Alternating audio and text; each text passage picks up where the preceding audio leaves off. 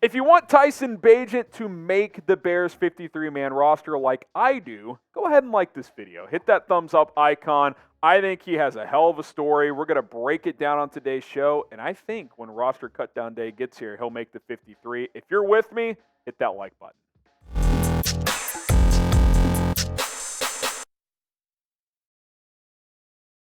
Who is Tyson Bagent? That is the question we're going to answer here on today's episode of Chicago Bears Now. My name is Harrison Graham. Thank you guys for joining us here on today's show. And we're just going to kind of go through his journey, starting, with him as he grew up, his college recruitment process, NFL draft process, all the way to where he is now, coming off the most important couple of hours of his life and how he performed the other night against the Colts in the second week of the preseason. So let's kind of go in reverse a little bit here.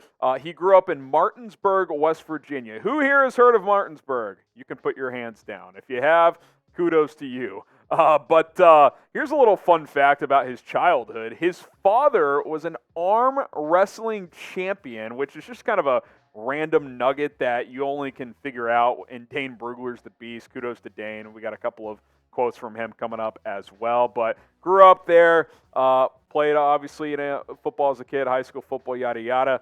Then he went into his high school recruitment process, and he was under-recruited. 0 FBS offers, had a couple small D1 FCS offers coming out of high school, but 0 D1 FBS offers coming out of high school. Here's Dane Brugler of The Athletic on this topic. He said, a no-star recruit, Bagent wasn't ranked by the online recruiting services and went vastly under-recruited. He had interest from a few FBS programs like West Virginia and Marshall, but no offers. He received FCS-level offers from Albany and Robert Morris, but neither situation was attractive enough to take him away from Division II Shepherd, a program he grew up around into which he had several family connections. His mother, Casey, grew up in Shepherdstown and graduated from Shepherd in 2002. His father, Travis, played baseball at Shepherd and graduated in 1999, obviously later became an arm wrestling champion. So under-recruited, overlooked, and that story continued after his college career, which we'll get to in a second. But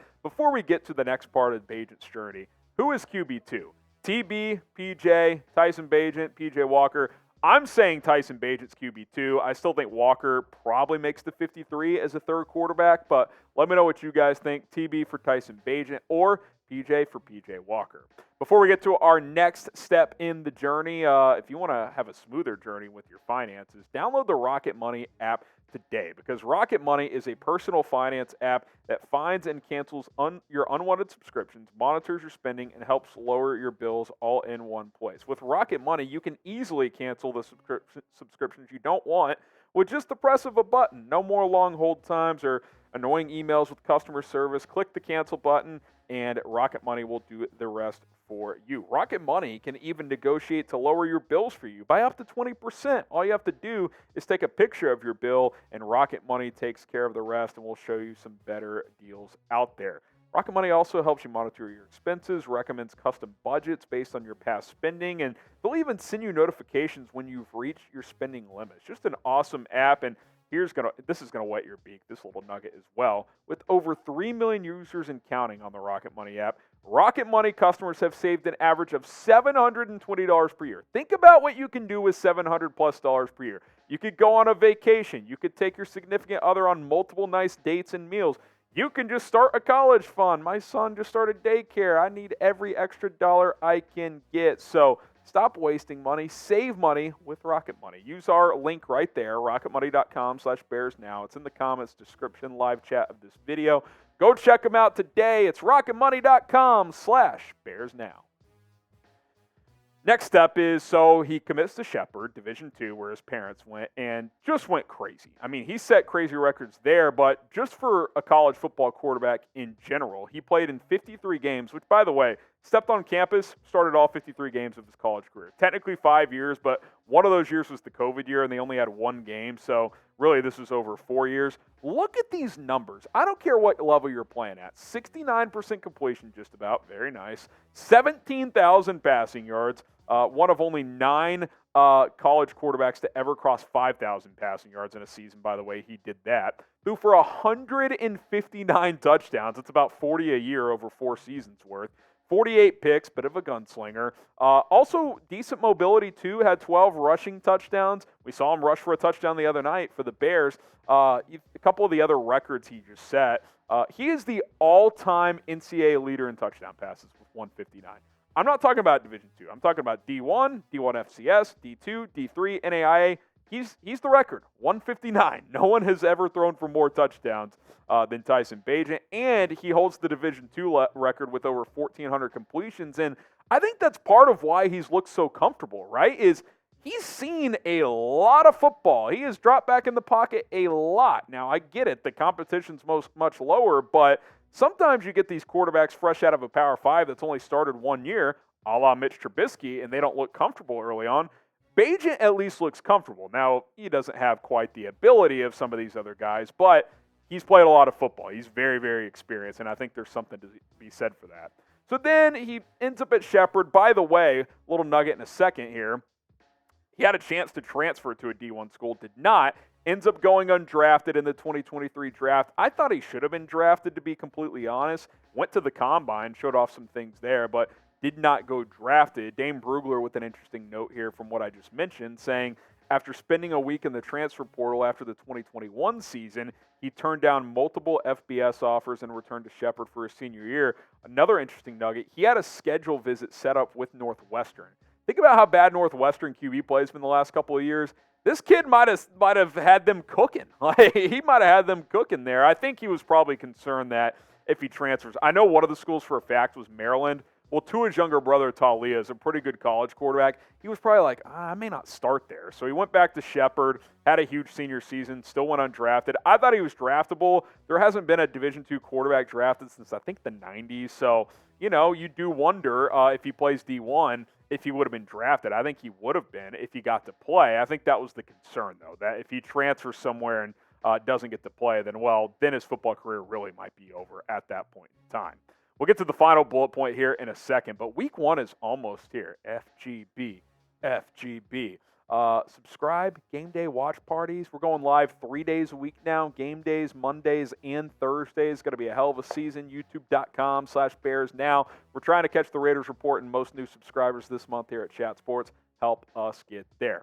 And then, obviously, he signs with the Bears, and now he's competing for a roster spot. In fact, he's about as safe to make the 53, I would think, as you can be. Now, look, if he has a bad week of practice and doesn't play well on Saturday against the Bills, maybe that changes, but I think he's pretty secure at this point. If you're watching live, I see Sealand. We're going to get to you in a second.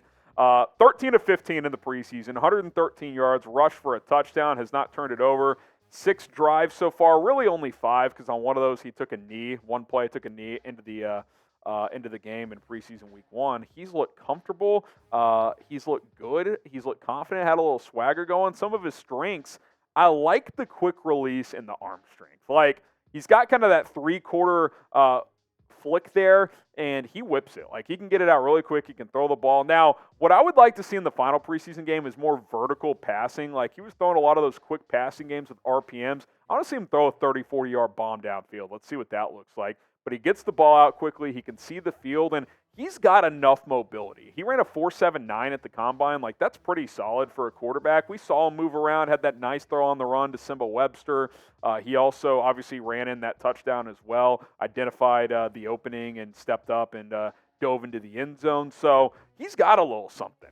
And give the Bears credit for finding this kid, because Ryan Pace, when he took this job, said, I'm going to take a quarterback every year. We always want to be developing someone. Then he never did. He drafted Mitch, but he never had anyone else he was trying to develop. And I think that's a mistake. Like, you think of good franchises over the years.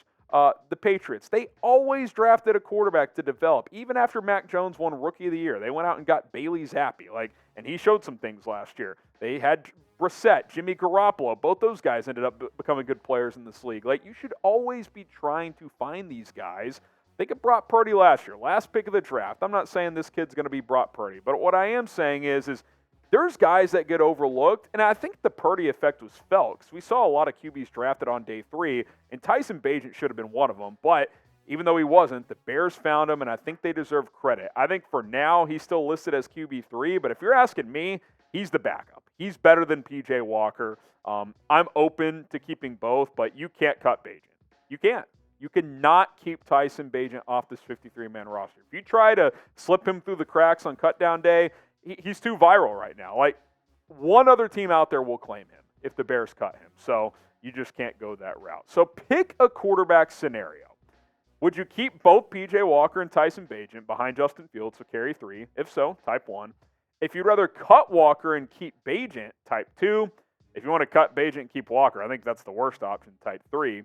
I think it's got to be 1 or 2. I think 1 might make the most logical sense. Keep a veteran in P.J. Walker, but have Bagent on the 53, keep developing him. That's my prediction of what I think will happen, but if it's one or the other, you got to keep Tyson Bagent. You cannot cut P.J. or cut Tyson Bagent and keep P.J. Walker. That would be front office malpractice at this point in time, in my opinion. All right, that's going to do it. Hope you guys learned a little bit more about Tyson Bagent on today's show, trying to inform, entertain, and talk about a player who deserves it because he's been overlooked his entire life. He's not being overlooked on this channel. We're talking about Tyson Bagent a lot here, and I can't wait to watch him this Saturday against the Buffalo Bills.